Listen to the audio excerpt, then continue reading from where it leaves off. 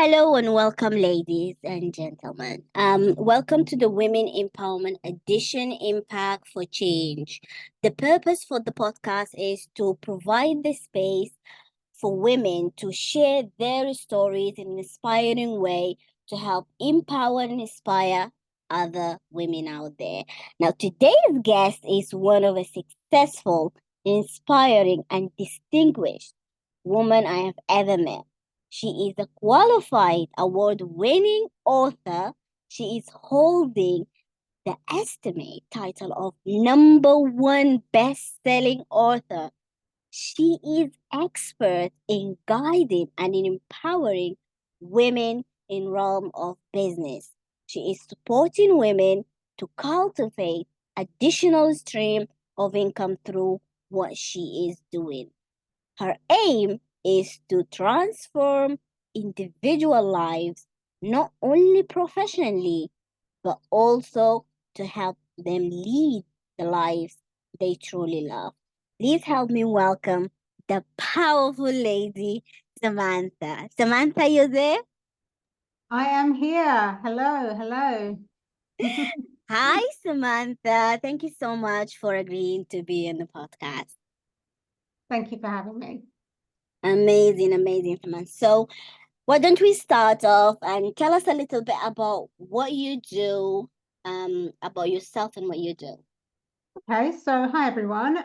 My name is Samantha Hyam, and first and foremost, I am a mum of two girls, aged 12 and 16 presently. And I am also a course creation consultant. I serve service-based female entrepreneurs, women in business, teaching them and mentoring them as to how to create results-driven courses, workshops, trainings, programs, so that they can bring in additional income into their lives, gain more money, more time, more freedom, more energy to basically put it into the other things really that they love. Because sometimes when women in business, it takes up a lot of our time and our energy, and there may be other things that we thought, hey, I want to do this, or I want to go on this trip, or I want to do that, and a lot of the time the restrictions around it are around money or time. So I teach women how to utilize their expertise and packaging it and curating it in a way that they get to impact a wider audience, but also they get to maybe step away a little bit from the business so they can actually enjoy their lives a bit more. Amazing, amazing, amazing. And we've been connected, and I know the work that you have done and you're doing, and how powerful is that has transformed so many women's lives so far. And I think we actually people and women out there, they need what you actually doing right now, Samantha. Is so powerful and inspiring as well. So thank you so much for doing that. Thank you. Samantha, what challenge that have you encountered that have changed your life? Oh goodness, so many, so many. So And there's you, yeah, So there's two sides of the coin here. So I'll start with the side where I'm looking outwardly, right? I'm looking at other people. So challenges that I've experienced in my life. Well, I've gone through 13-ish years of domestic violence and abuse. As a result of that period of time in my life, I was a single mom. I had brain trauma, brain damage from an attack, and had to learn how to learn again. I had some really not so great people in my life because of my poor self-worth, right? I'll just be really honest and transparent about that. Because when you have poor self-worth, your standards are not as high as where they could be, right? yeah, So that's an external challenge, right? If we flip the coin now and we look inwardly, one of my biggest challenges for myself has been the relationship with myself, right? Because the relationship we have with ourselves impact everything. As I said, it impacts what we tolerate, what we don't tolerate, where our standards are, our boundaries. The life that we live is a reflection of the relationship that we have with ourselves. So I would say I've gone through some really horrific times where I have gone through a lot of physical and emotional pain. Mm. And I have had to learn to love and accept myself through it. And I believe it's an ongoing thing, right? Like we're never just going to get it done. There's always more layers to unfold and unravel.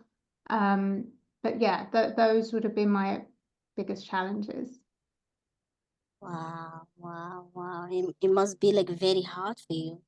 Because I know some women out there, they're gonna hear you today, they they they might going through what you Mm. have going through, and they've gone through what you've gone through, and you picked yourself up. You said you have to learn to love yourself.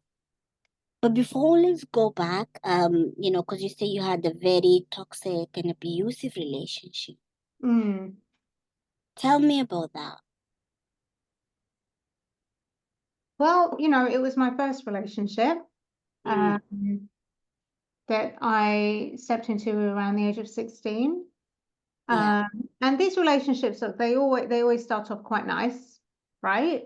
yeah. And it was toxic, and I'll tell you why it was toxic. And again, full transparency here, it was toxic because you had two people that didn't understand love, Mm, how to love mm, themselves, first and foremost, and who came from, homes that were disruptive yeah. and didn't offer a template for healthy relationships. Mm-hmm, So I was with this partner for around 6, 7 years. Um, and it started off with a lot of controlling behavior, and I was always a little rebel at heart, so nobody could ever really control me.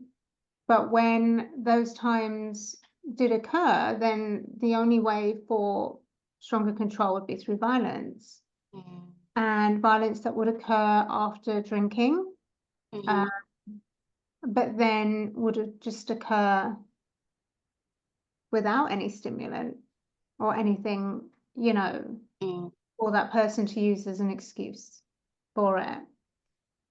Um, it was never a case of, okay, you've been violent towards me, now I'm gone. mm, I didn't have the self-worth yeah, to say I deserve better than that. I knew it, like in my brain, it was like, hey, you don't deserve that. You do deserve better. But we tend to go back to what's familiar and what feels safe to us. yeah, And even though it wasn't physically safe, it was what I knew, because I didn't have a close relationship with my parents. I didn't have family that were around me saying, supporting me and saying, hey, you don't, this is not normal, this is not right, and offering, I guess, that emotional cushion for me. I had parents that actually judged me for it, mm-hmm, right? And this is not to shame or blame them. mm, You know, they didn't, they're of a different generation. They didn't understand it themselves. So like, you must enjoy it. But so I would keep going back. It would be going around in this toxic cycle. mm-hmm, And it got worse and worse, as it does. There was cheating involved, the violence went up a level every time. mm-hmm, And, it got to a place where I did reach that point of enough is enough, yeah, but then soon found out, I think a week or so after that, I was pregnant. And I didn't want, my mindset was very different back then, right? So I didn't yeah, want to be a statistic. I didn't want to be a single mom, right? yeah, So I went back.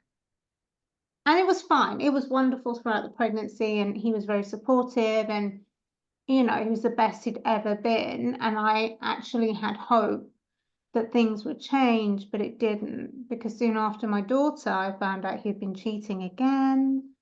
and the toxicity spiral continued. He was a complete liar. He lied about everything. But the problem was with that is because we grew up together, Yeah. as friends first, I could see through it all, right? So I would always call it out, which never Yeah. went down well. Yeah. Um, he was very unhappy. I was very unhappy. He would be drinking, like I said. My daughter was around that. I didn't want that, and so I ended the relationship, right? Yeah. Obviously, at the time, he's still a father, and he wanted access to his daughter, which I allowed.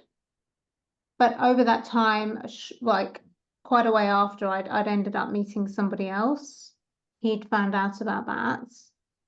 And one night when he had been drinking a bit too much, came to my property under the premise of wanting to see his daughter, which was fine. And unfortunately resulted in an argument and me being attacked, and being left with a cracked skull. He pulled out my phone. He pulled it apart. So, excuse me, so I couldn't call for help straight away, and he fled. He fled. And I will never forget the image of my daughter in her cot looking up at me with, I hope I don't trigger anyone with this imagery, but just blood pouring through my head, from my head, all down my face. I was tasting blood, I was breathing in blood. It was horrible. But out of that whole night, that is the one image that stays in my mind. She just looked. You know when they stand up in the cot and they're just looking Yeah. over, right? Yeah. Like her face is frozen, doesn't know what to say. She does nothing. She's just still. And I'm scrambling around the house, trying to put the phone back together, trying to call the police and an ambulance for help. So that happened. And you know, he was obtained shortly after. I went to hospital, everything. I had my head like glued back together. And then it was a very hard process because a lot happened in a very short space of time. So within what felt like a very short space of time, maybe it wasn't because a lot happened, but you know, there was criminal proceedings going on, family court proceedings going on. I had noticed that I was not operating the way that I was operating normally. So my memory was really poor. I was forgetting things really easily. It was really strange for me because I was always very sharp. You're looking at like an A-star student, right? So Yeah. someone that's really on the ball and everything. So I remember going to the doctor and saying, something's going on here. This doesn't feel like baby brain. This feels like something else. Um, Within that space of time, having an MRI done, finding out that there was damage to my brain. And Yeah. I saw neuropsychologists and things like that, and having to learn again. Now, all of this also whilst I'm trying to get into uni and I'm trying to progress my life and trying to be there for my child, learning to drive, all the things, instead of me maybe spending a bit more time feeling, right? So sometimes we can do as a way of almost distracting ourselves from the reality of what was going on. And I guess that was just my coping mechanism at the time. You know, had I really kind of maybe sat down and thought, I'm going through the courts, I'm going through the criminal courts right now. I am under the most stress and pressure I've ever been under. You know, I remember sitting there and thinking, this is why I never went to the police before in the first place, because I knew I couldn't cope with this. So I found a way of coping. It was just by doing a lot more and filling my plate even more. So it would distract me and I'd have less time to sit there and think about how awful my life was at that point. And what was the result of that? He was acquitted due to lack of evidence, Mm-hmm. which meant he was able to see his child. through supervision, through the family courts, which meant there were no bail conditions or injunctions or anything like that, which meant he was free, to do what he wanted. And he always painted the image of this charming, dedicated father, denied all allegations, knowing full and well what he had done. And he was seeing my daughter, for a couple of times a month through a contact centre, which I agreed to, despite my solicitors saying no. I'm going to give him once a month. I said no because my daughter was very close to him, and I didn't want her to lose that connection with her father. And that went on for quite some while, until it gets to a point where they reassess everything and they say, okay, how the visit's been going, and then they say, okay, look, it's looking pretty okay. Maybe we could move this now to the child seeing the father in a mutual friend's home or family member's home, things like that. That was all fine. We were talking again, we were having conversations, co-parenting, I guess. And then one night was like a whole day. He had taken her and was meant to bring her back. At a certain time, he did not. I contacted his then girlfriend and I asked, where is she? And what's happening? Because we had plans. And she told me she didn't know when I'd see my daughter again. So I cancelled all my plans that day, and I was like bombarding this man with messages and calls. And eventually, when I said to him, if you do not bring her back by a certain time tonight, the police will be called and you will be taken back to court for kidnapping, right? Because you've broken a court order. And like magic, just like magic, that seemed to do the trick. And she was brought back to me, and he made sure he told her, oh, I cannot come, I may not be able to see you anymore because of your mum. Telling my 5-year-old child this, right? My 5-6-year-old child this. She then comes in and asks me why. And I just went back outside and I said to him, the next time you see me, we'll be in court. Because I wasn't going to risk my child being taken away again, As a mother, to hear like, oh, I don't know when you're going to see your daughter again. I can't tell you the different emotions that would come out.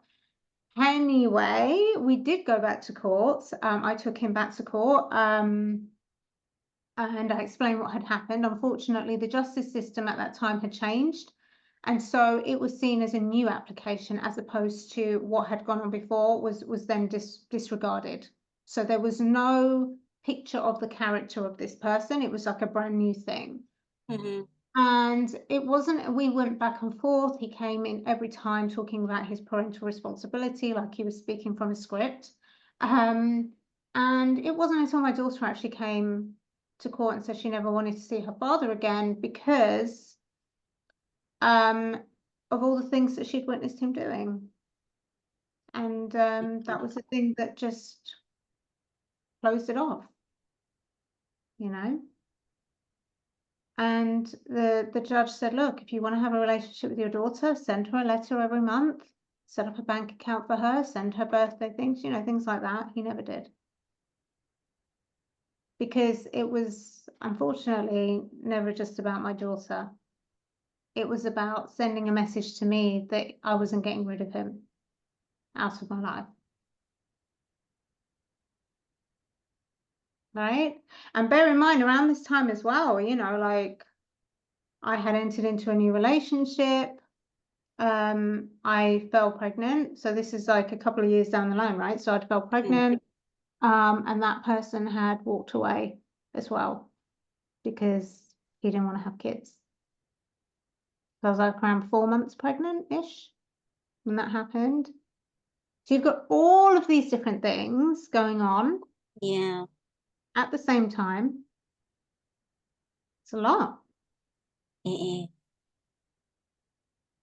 Oh my God. I mean, this is something else. I mean, like, you going from one thing to another, one thing to another. Mm-hmm. One drama to the other, right? Like it was consistent. And let's be completely transparent here with you as well. Like it wasn't until I'd had my youngest daughter Mm-hmm. that, and I think I'd found out some horrible things about her father, that he'd basically lied throughout the whole relationship as well. And I was in this position of I have two daughters that are looking up at me that need to learn how to navigate life, and here I am still confused how to. And I had to sit down, you know, like my father at the time, and he said the most cutting words to me, which was, right, this is all your fault. And those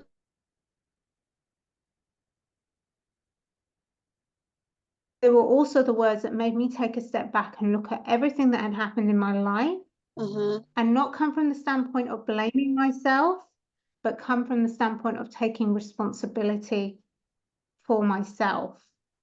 Responsibility from the angle of I'm the common denominator in this.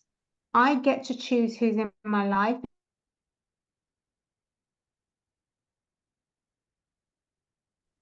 And now I need to step up in my power and utilize that.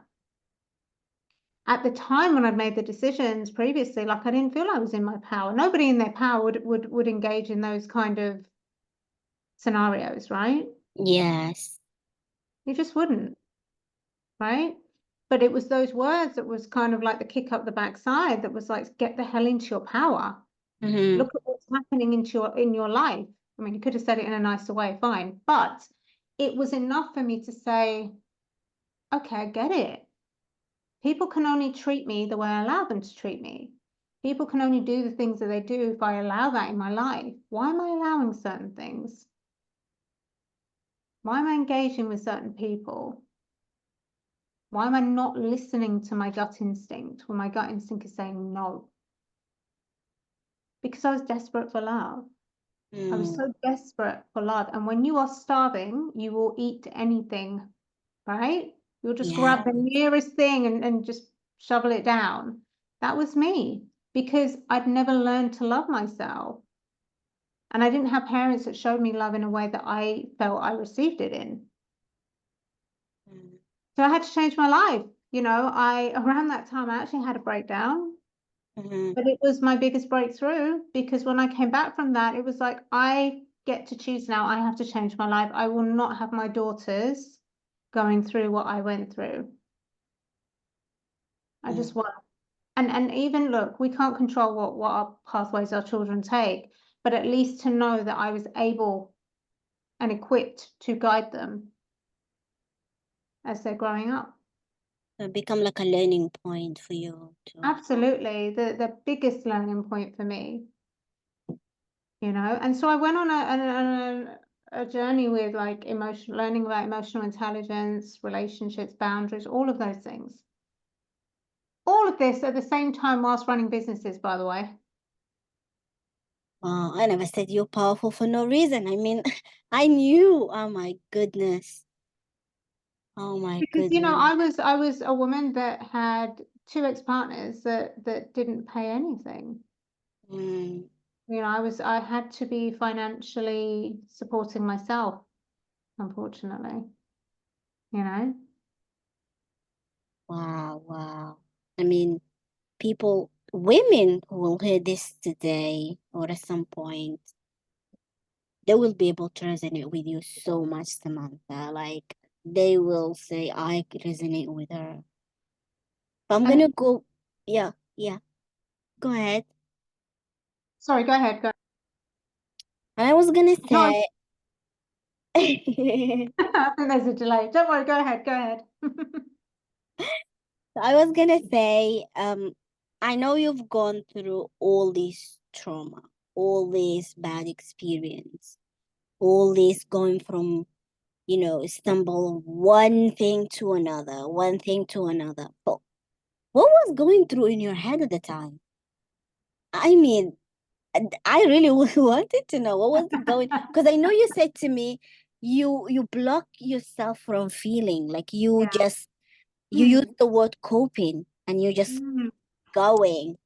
But what was going through your head at the time of you going through all this?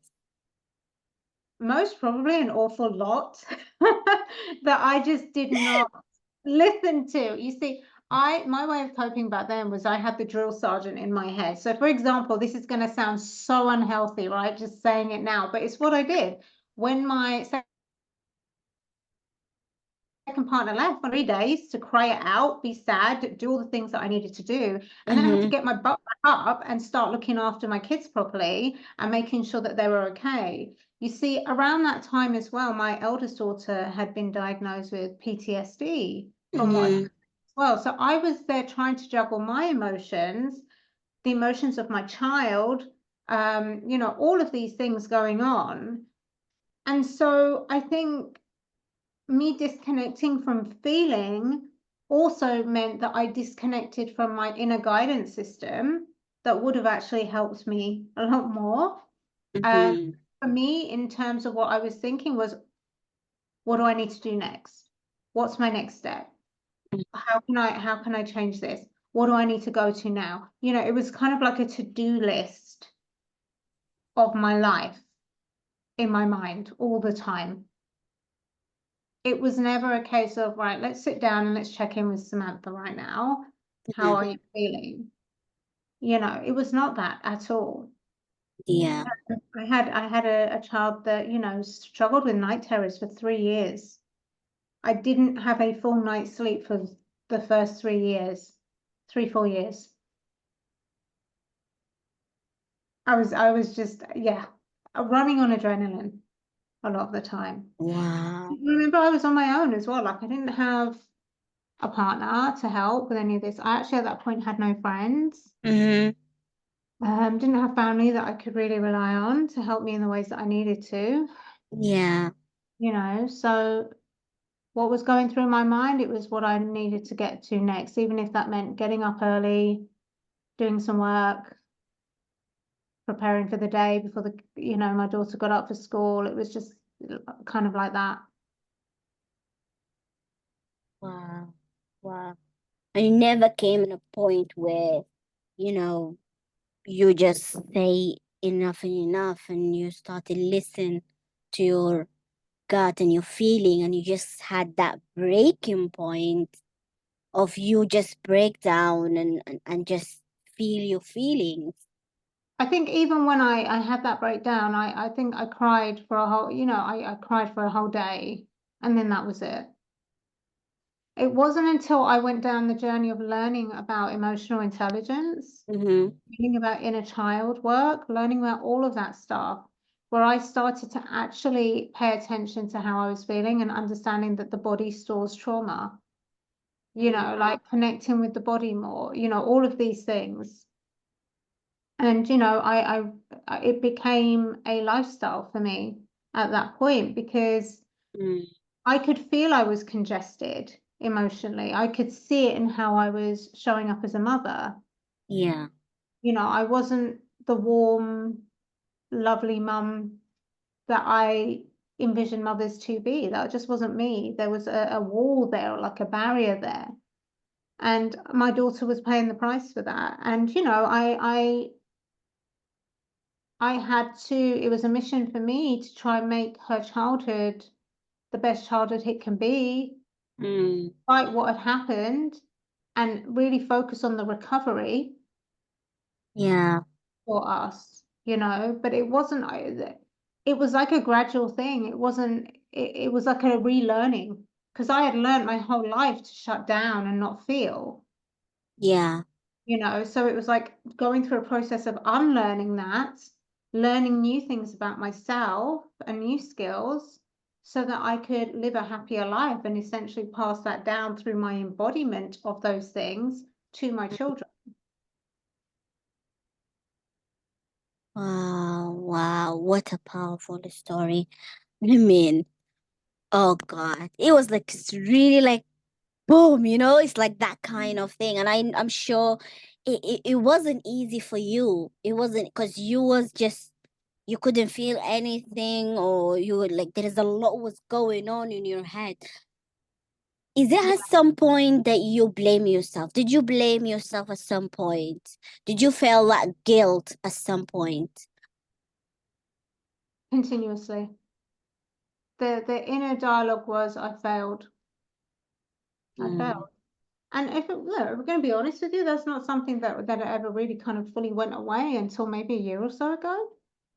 You know, as mm, a mother, my daughter's I've ensured that my daughter gets support with her mental yeah, health and therapy and things like that. And I think there will always be a part of me that connects back to, or maybe there won't always be a part of me that connects back to that, but that feeling of disappointment, yeah. feeling of I failed, that feeling, that was very heavily in my life. And I think the Mm, problem is like when you have that inner talk going on, yeah. it only serves to lower your confidence, lower your self-esteem, and limit your potential in Mm, life because you don't think much of yourself when you are saying to yourself, you failed. Like, yeah. your daughter's like this now because of you. And no matter how much you're trying to recover that or fix it or make things better, Mm, and I want to kind of just point this out as well. A lot of our inner talk is not our talk. It's our parents' opinion, or it's the opinion of other people that we've taken on board as a belief. And a belief is a thought that we think again and again and again. And when that belief's embedded, it's embedded, right? yeah, And so absolutely. it takes a huge amount of work and effort to create a new belief that overrides that belief. Wow. I absolutely can resonate with you right now on this, because at some point I had to unlearn the belief, that had been embodied in me, that been like Mm. put in me and stored me since childhood. And Mm. it is not easy. No. It takes a lot of courage and battle, especially if you know that it's like it's in a core with you Mm-hmm. until you grow up. And that's I think that's what trigger women out there, because I know you said that's what really trigger you also, like, you feel guilt is because of these beliefs.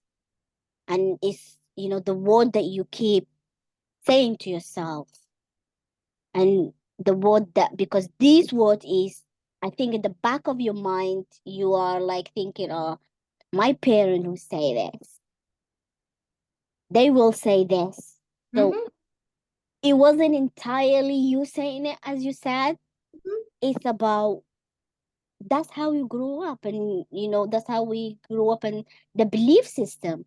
Yeah. They say if you didn't do this, that's mean you're this, you're bad, you're guilty doing this. And how did you unlearn these beliefs, Samantha?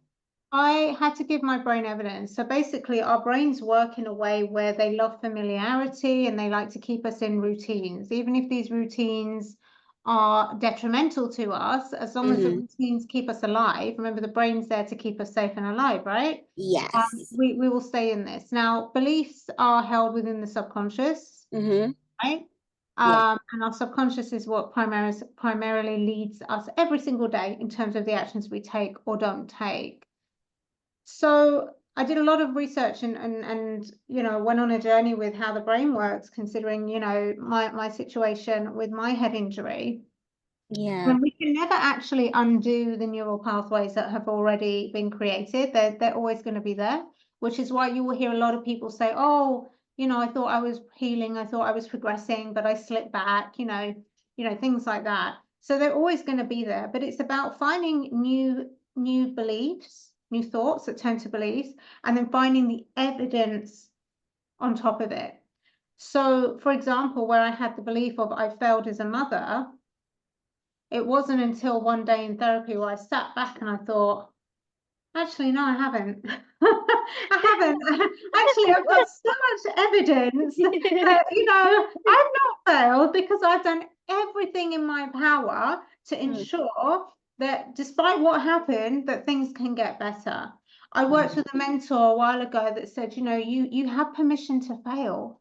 And that was so profound to me because I've never heard anybody say that. If we think about when we go to school, if you do something wrong, you're bad, you're Yes. naughty. If we object, we are, but we are trained to focus on what we're not doing well, more so than what we are doing well, right? We're trained to put more energy into the things that we're failing in, like maths or whatever, than saying, hey, let's go and excel what you've got going on there in arts. Mm, Yeah. So we're trained to look at the negative. Um, and again, it's all part of survival and everything like that. But it's about actually saying new things to yourself, saying kind things to yourself, but also giving your brain evidence. The more evidence your brain has to back up that something is true, the quicker it embodies. One of the quickest ways to create a new habit, a new routine, is to do it every single day. Repetition. It's yes. either repetition or working with the subconscious through hypnosis, right? But if Yes, you do absolutely. something new every single day, a lot of the time, what happens is people feel resistance. People like it's like starting a new hobby or a new habit, like going to the gym, right? Yeah. You don't want to go to the gym, but you know what the benefits are of going to the gym. But a lot of the time, some people get sick before they start going to the gym, or they'll get a headache, or they'll get some kind of resistance. It's like, don't go. That is the body's way of acknowledging there is a change that's happening. But if we actually push through that and we said, it's okay, I feel you headache, I'm going to take a couple of pills for that or do whatever I need to do for that, and I'm still going to the gym, then your brain is like, okay, she didn't die. This is fine. And you go again and you go again. And then you notice every time you go again, the resistance becomes less and less. And you start to notice the benefits more and more. So you will hear people talking about things like affirmations and things like that. Affirmations are really great if they connect with you. So if you believe it to be true. So if I said to you, or if Mm-hmm. you said to me even, hey, Sam, I've been saying this affirmation that I'm a millionaire every day, but this has been going on for like 3 years now and I'm not a millionaire yet. The first thing I would say is, well, do you actually believe it? No? Okay. Have you got any kind of evidence that you can give yourself that you are either a millionaire or you're nearing to that? No? Well, that may be the wrong affirmation for you, right? A better Yeah. affirmation would be, I am stepping closer and closer to living the abundant life that I want to live. That's a much better affirmation because you are every day, if you are actively and consciously doing it, doing things every day, hopefully, that brings you closer to your financial goals or the life that you want to live. Your brain will connect with that even more so, right? So Absolutely. Yeah. if I give one around relationships just quickly, when I started understanding that I was accepting unhealthy and toxic men in my life, Mm-hmm. and I was sat there watching these dating shows, unhappy at home with my takeaway, going, "Oh, I want to be wined and dined. I want to be, I want to be looked after. He's such a gentleman." I decided to play a game with myself. Mm, That game was, I see gentlemen everywhere. And I mm, said it every single day when I went out the house, when I went to get on a bus, blah, blah, blah.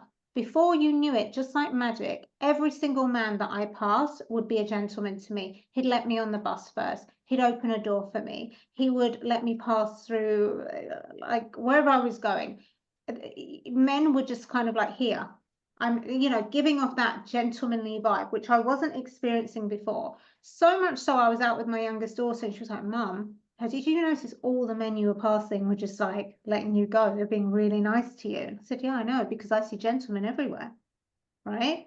And then soon mm. I didn't have to keep saying that to myself because then that became the norm. And then before you know it, I met my love of my life. It's complete opposite end of the spectrum. So I trained my brain to see what it Mm, is I wanted to see because I was consciously choosing the life I wanted to live. Yeah, it's got law of attraction. So when you attract something, you program yourself Mhm. in a certain way, it'll absolutely have. Oh my God, this is, I hope women outside they listen to this. I'm definitely, oh my goodness, there's a lot they can be taken Yeah. from what you said right now, Samantha. And Mhm. it's so powerful as well. And if women implement these, then they can be a game changer. It can be Absolutely. absolutely a game changer. It's crazy. But what the first step you took for healing? Because I know some women out there, they're gonna Mm. wonder, I went through the abuse, but I want to hear, but what the first step that I need to take to start the healing journey? For me, in my experience, it was actually forgiving and accepting myself, because I realized I never actually accepted myself. I was a little bit of a shapeshifter, so I would mold myself to be how people wanted me to be. And because by doing that, I forgot who I was, or maybe I didn't even properly know who I was. So it was going on that journey of saying, hey, this has happened in my life. And what's great is that I'm no longer willing to tolerate it or accept that kind of behavior or that lifestyle. Mhm. And now I'm going to go on this journey of learning more about myself. I'm going to learn how to build the relationship with myself. I'm going to learn about boundaries. I'm going to find resources that teach you about healthy relationships. I'm going to learn about what my ideal relationship is. I'm going to be open to seeing my own red flags, because often we are so good and programmed at looking at other people's red flags. We often miss the fact that sometimes we are red flags as well, Yeah. right? That's a hard pill to swallow for a lot of women. But the minute you swallow that and you say, hey, I've got some behaviors too that are not serving me, and Mm. learn how to operate from a different standpoint and behave in a way that's much more aligned with the kind of relationships that you want to have, your relationships will turn around like magic. And this isn't woo woo and this isn't magic, this isn't anything. This is just everything you need, you already have. You have a brain. And it's about being conscious and it's about programming your brain to support you with that.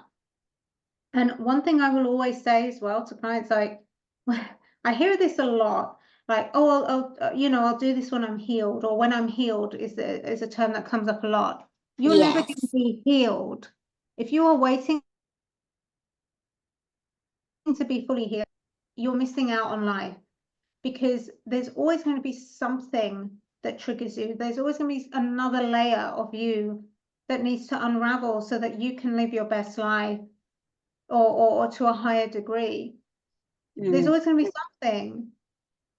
And it's not about the fact that you don't want to be triggered anymore. You don't want this to come up. You don't want that. Because you want to have the ability to navigate it, because that's life. Things are going to happen, right? So you want Yeah. to be equipped with the emotional resilience and the tools to navigate through life. One of the things I use is a mantra of mine, which is, this is just a moment.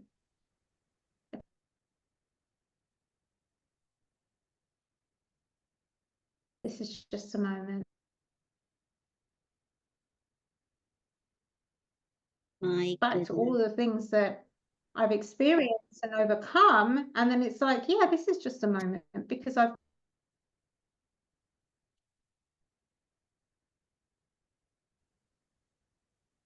you know, Wow.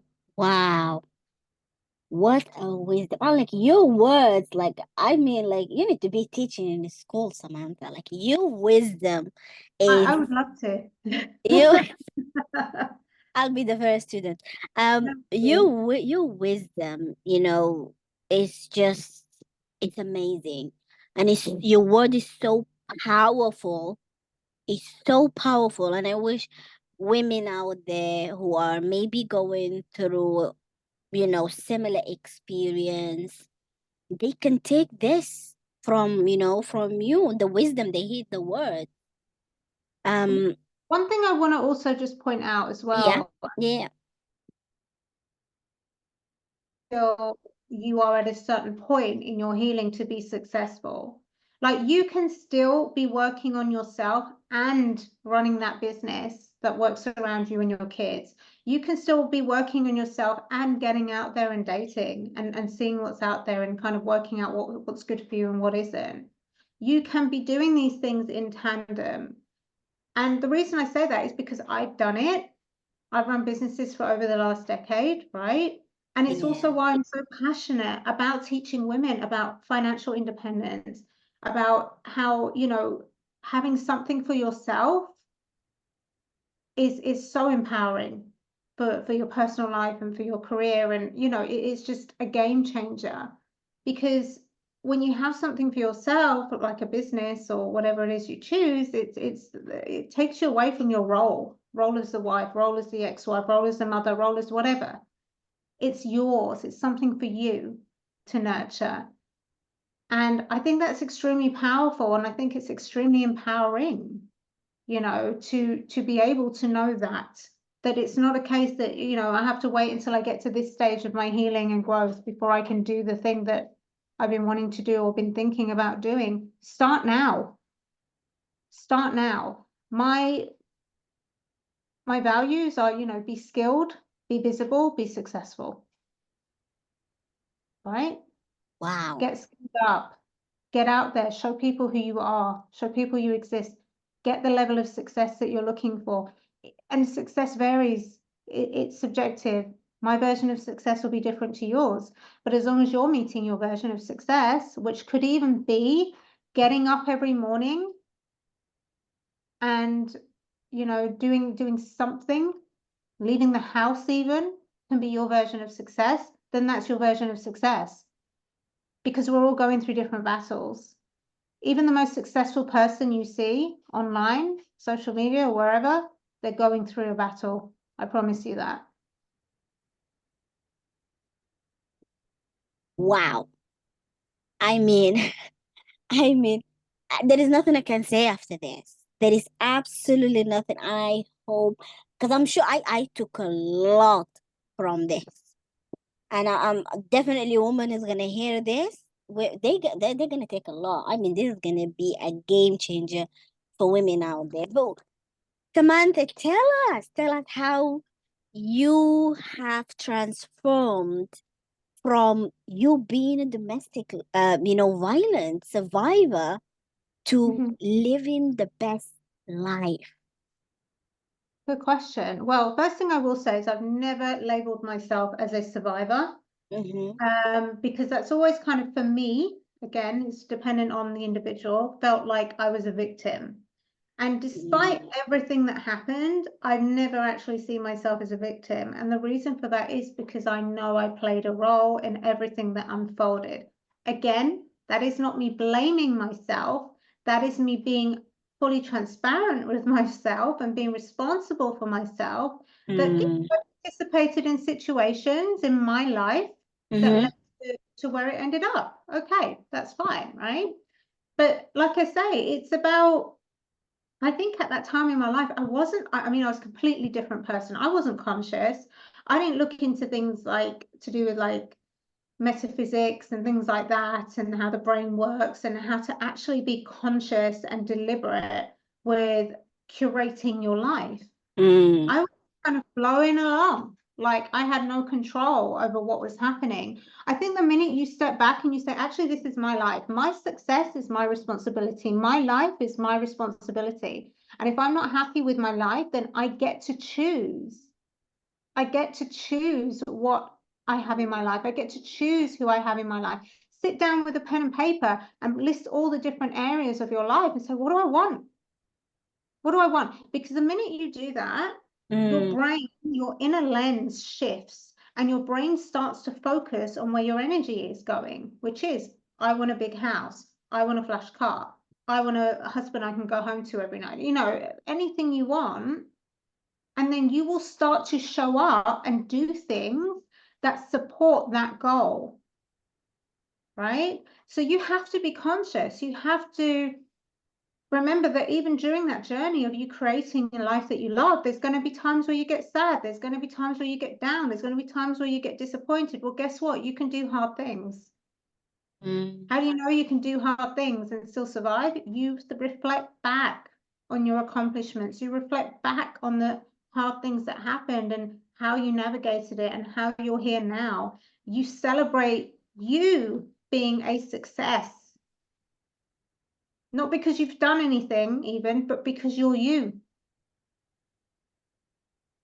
right? Wow. So something I teach women all the time, work on your mindset, okay? Work on your emotional resilience, get skilled up, and be conscious and curate your life. I always talk about curating courses and programs, and people are like, what's the difference between curating and creating? Well, I was creating a life back then, right? That Yeah. wasn't great. It wasn't great, but I was creating it. Mm. Curation means you are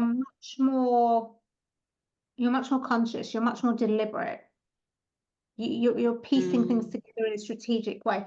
Curate your life because you can. And it doesn't matter what you've gone through, it doesn't matter what you're going through, it doesn't matter what age you are, whatever's happened has happened. You're here right now in the present, and you're like this second is your invitation to start the curation. So take it. Oh, and never too late, isn't it? No, it's never too late. Wow, wow, wow. What a powerful word. You know, uh, thank you for sharing, Samantha. I mean, this, have you even considered? I know because you said you write a book over there, and you know, we discussed at this in introduction. I hope your book come out and people will, will read it. It's so powerful what you said, and it will resonate so much with so many people, I hope so so. many women out there. And your advice today that you gave through our conversation, if women take it into consideration and they start applying it, it will be a Mhm. life changer for them, a life changing. So what advice that you could give, like the last the last advice, like Mhm. the last thing you could give to women who are still there, they are Mhm. trying to break through, Mhm. even despite, what you said. What advice that you can give to these women out there? I think it would be two words, and that is stop waiting. Okay. Mm. And that can mean whatever you choose it to mean. Stop waiting for him to change. Stop waiting to make that phone call. Stop waiting to enroll onto that course. Stop waiting to pack your bags. Stop waiting because you are scared of the unknown. If you are unhappy in your life, I promise you, if you take those steps to make a change, the unknown will be a lot better. It will. But I think one of the biggest things we do is we wait because, like I say, even if we're in situations that are not great, they are what we know. It's familiar. It's like better the devil you know. But we have to stop waiting, especially as women. Mm. We have to take that leap of courage, that inspiration, that motivation, whatever it is that drives you, even in that moment, to make that small change. And I'm not even talking about massive leaps here. I'm not saying, stop waiting and make a massive life change. It could be anything from Googling something and finding out about something. It's the tiny steps that lead to the bigger changes, because a lot of the time our confidence is not where it should be. And so taking these tiny steps to progress bit by bit are the things that actually improves your confidence. Action improves confidence. So that's what I would advise. Great advice. Phenomenal advice. And if women want to connect with you and share their stories and, you know, find out what you do, where Mhm. where would they find you? So you can find me at my website, which is www.samanthahyam.com. And you can also find me on Instagram, Samantha Hyam Course Creation. That is a fantastic. So thank you so much, Samantha. And thank you for people who listen to this. And I hope women outside there who listen to this today, they take your advice and they take the wisdom that you have give today, because it is not coming from from nothing. It came from experience. It came from a lot of pain, a lot of things that happen. So it's a journey, and it's a your story is so powerful. It's so powerful, and I'm so happy that you accepted to share that story with other women outside there today, Samantha. Thank you so much. Thank you for having me. It's a pleasure. So, ladies, if you want to connect with Samantha, I'll leave, all her detail in the description.